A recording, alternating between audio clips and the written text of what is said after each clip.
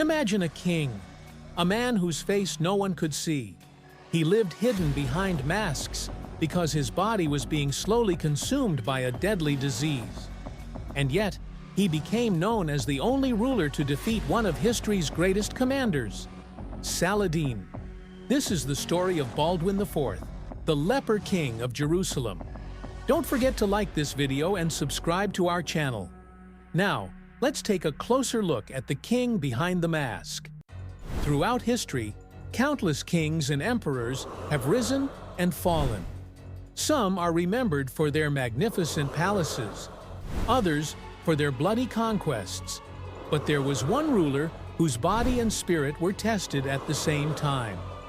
He was Baldwin IV of Jerusalem, forever remembered as the Leper King. Born in 1161 as the son of King Amalric I of Jerusalem, Baldwin was trained from childhood as heir to the throne. He was taught by the finest scholars, among them the famous historian William of Tyre. But William soon noticed something strange about the young prince. One day, while playing with his friends, Baldwin cut his arm. While the other boys cried out in pain, Baldwin felt nothing. His wounds neither hurt nor bothered him. This was no ordinary difference. It was the first sign of a terrible disease that would slowly consume his body: leprosy. At the time, leprosy was seen as a curse from God.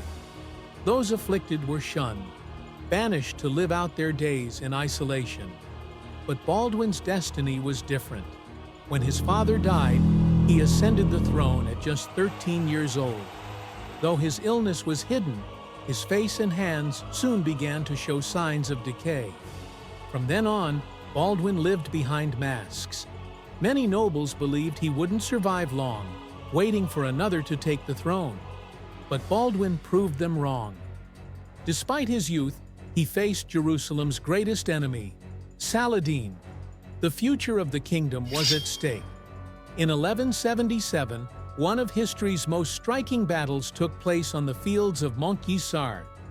Saladin advanced with a massive army of 25,000 men, while Baldwin commanded barely 5,000 crusaders.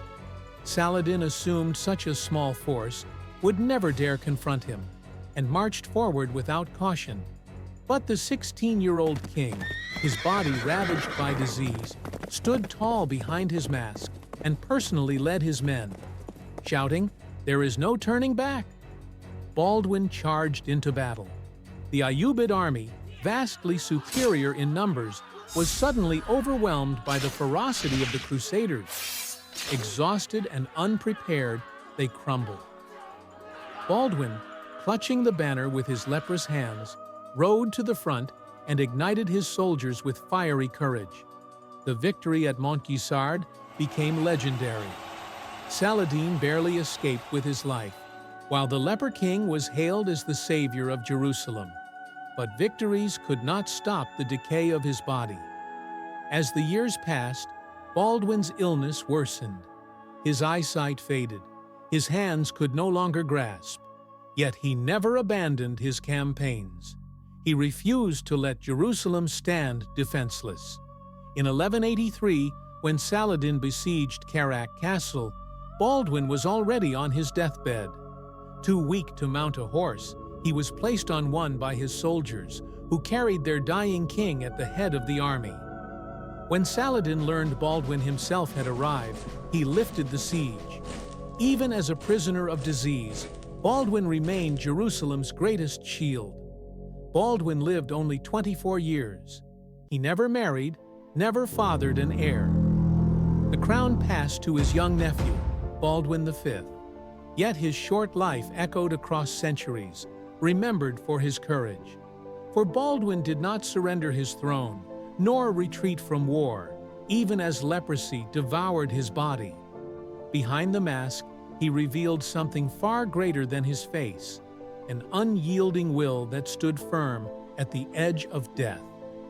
History remembers Jerusalem's Leper King as both a man who endured the cruelest of illnesses and a ruler who even Saladin respected.